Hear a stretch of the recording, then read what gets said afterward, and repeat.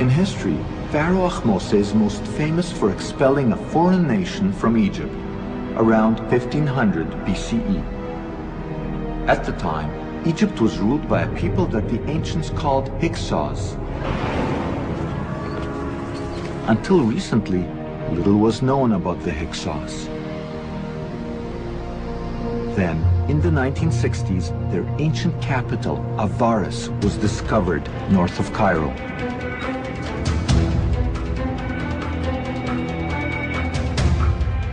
No one has ever been allowed to film at Habirus. To get there, we needed the cooperation of the Egyptian authorities. They're concerned that in the volatile Middle East, the discovery of biblical artifacts will somehow strengthen modern Israel's claims in the area. As a result, the Exodus is a touchy subject in Egypt today. So we didn't mention Moses, and we stressed that we were interested in Pharaoh Ahmose and the Hyksos he drove out of Egypt. After months of negotiations, we were finally given permits to shoot at Habirus. Indeed.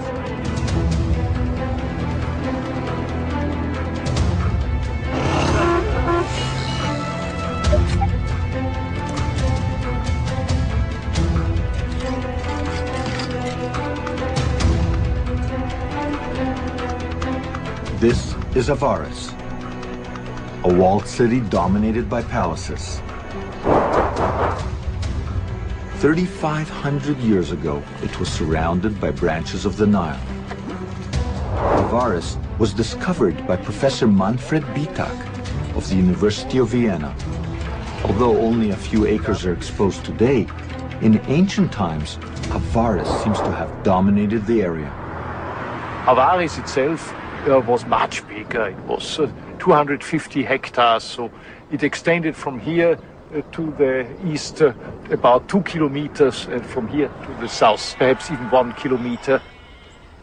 In the Hyksos period, this was one of the major residences of Egyptian pharaohs. Egyptian history clearly states that the Hyksos who ruled mighty Habirus were Semites like the Israelites, and that they left on a mass exodus, known as the Hyksos expulsion. We have in the Bible the story of the Semites leaving Egypt and going eastward from Egypt. At the same time, independent of the Bible, we have a story of the Hyksos being expelled from Egypt. I think definitely the two stories are related. They're describing the same event from different viewpoints. If the Hyksos expulsion and the biblical Exodus are really one and the same event, then perhaps we can find the long sought-after proof for the biblical Exodus during the Hyksos period. But most scholars say that the Hyksos and the Israelites cannot be equated because the Hyksos left Egypt hundreds of years before Moses was born. These scholars also say that the chronology of ancient Egypt cannot be tampered with.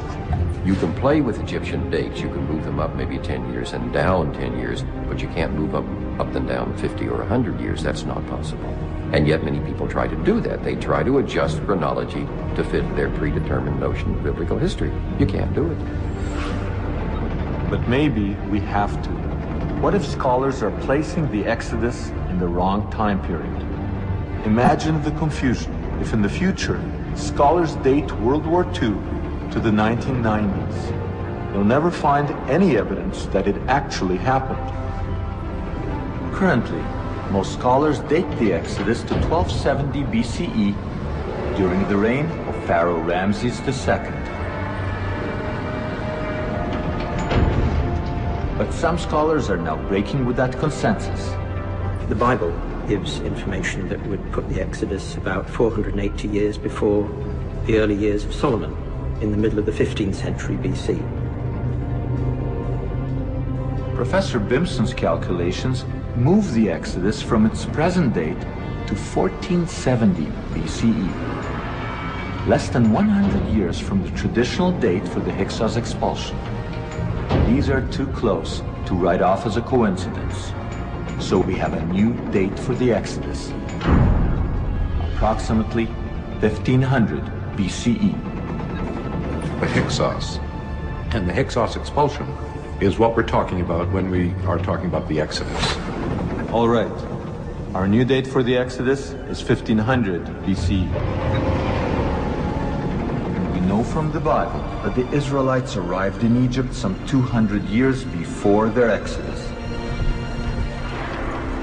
In the original Hebrew, the Bible calls the Israelites God's people, or Amo Israel. If we write about our dates, there should be hard archaeological evidence for the arrival of these Amo around 1700 BCE.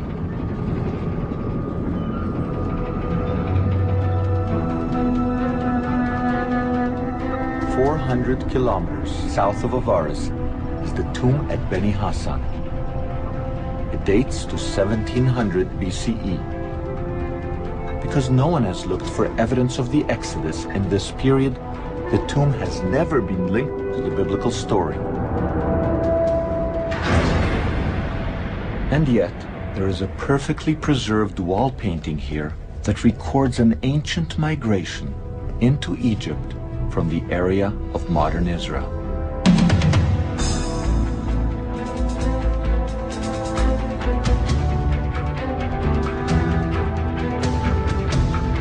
As in the Bible, the scene involves bearded Semites riding donkeys and bringing their families and flocks into Egypt.